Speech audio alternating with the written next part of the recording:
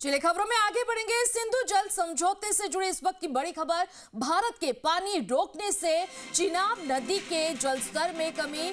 सियालकोट के लोगों का दावा है कि भारत के पानी रोकने से नदी में पानी की कमी है। इस वक्त की बड़ी खबर आपको बता रहे हैं। सिंधु जल समझौते से जुड़ी इस वक्त की बड़ी खबर। भारत के पानी रोकने से चिनाब नदी के जलस्तर में कमी। सियालकोट के लोगों का दावा है कि भारत के पानी रोकने से नदी में पानी की कमी है। ये तस्वीर आप देख सकते हैं जहां पर सिंधु जल समझौते से इस वक्त की जुड़ी बड़ी खबर। भारत के पानी रोकने से चिनाब नदी के जलस्तर में कमी। सियालकोट के लोगों का दावा है, उनका कहना है कि भारत के पानी रोकने से नदी में पानी की कमी है।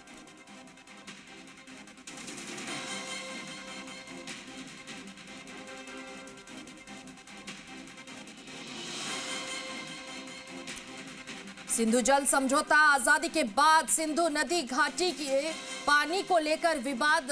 और आपको बता दें, वर्ल्ड बैंक के हस्तक्षेप पर भारत पाकिस्तान में समझौता और 19 सितंबर 1960 को सिंधु जल समझौता हुआ था और पंडित नेहरू और अयूब खान के बीच ये समझौता कराया गया था। सिंधु नदी घाटी को पूर्वी और पश्चिमी नदियों में बांटा गया। पूर्वी क्षेत्र की नदियां रावी, व्यास, सतलज भारत को मिला था। पश्चिमी क्षेत्र की अगर बात करें नदियों की, सिंधु, चिनाब, झेलम पाकिस्तान को मिला।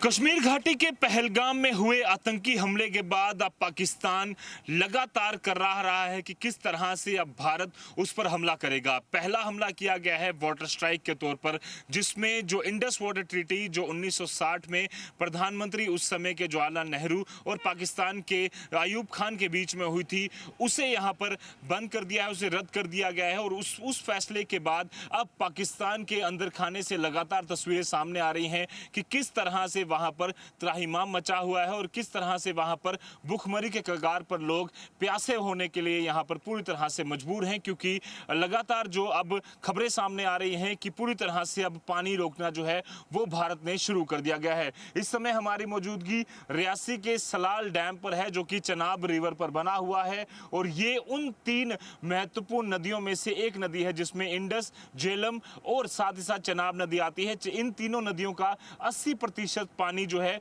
वो पाकिस्तान की तरफ जाता है। इंडस अगर ट्रीटी की बात करें तो 3 नदियां, जिसमें रावी और सतलुज के साथ साथ व्यास नदी जो है उसका पूरा पानी भारत लेता है। और इन 3 रिवर झेलम, इंडस और चनाब का पानी 80% तक पाकिस्तान को जाता है। और खासतौर पर कराची और मुल्तान की बात करें तो पूरी तरह से इसी इलाके, इन्हीं 3 नदियों से जो सोर्स है वो पाकिस्तान को मिलता है। ऐसे में अब कहीं ना कहीं पाकिस्तान को ये चिंता सता रही है कि कब इनका पानी जो है वो बंद होने वाला है। और पूरी तरह से ऑलरेडी भुखमरी के कगार पर पाकिस्तान, अब चिंता उसको ये सता रही है कि लगातार अगर पानी बंद होता है तो इसका भारी नुकसान जो है वो पाकिस्तान को उठाना पड़ेगा। सियालकोट के अलग अलग इलाके से इस समय जो तस्वीरें सामने आ रही हैं, जहां पर गर्मी की वजह से ऑलरेडी ही जो पूरी तरह से सूखा है वो पड़ा हुआ है। लगातार वहां के जो नदी नाले हैं पूरी तरह से उनमें पानी की कमी है। और उसी तरह से अब अगर चनाब, रावी, सतलुज के साथ साथ अगर चनाब, झेलम और जो इंडस का पानी अगर पूरी तरह से यहां पर बंद कर दिया जाता है तो पाकिस्तान को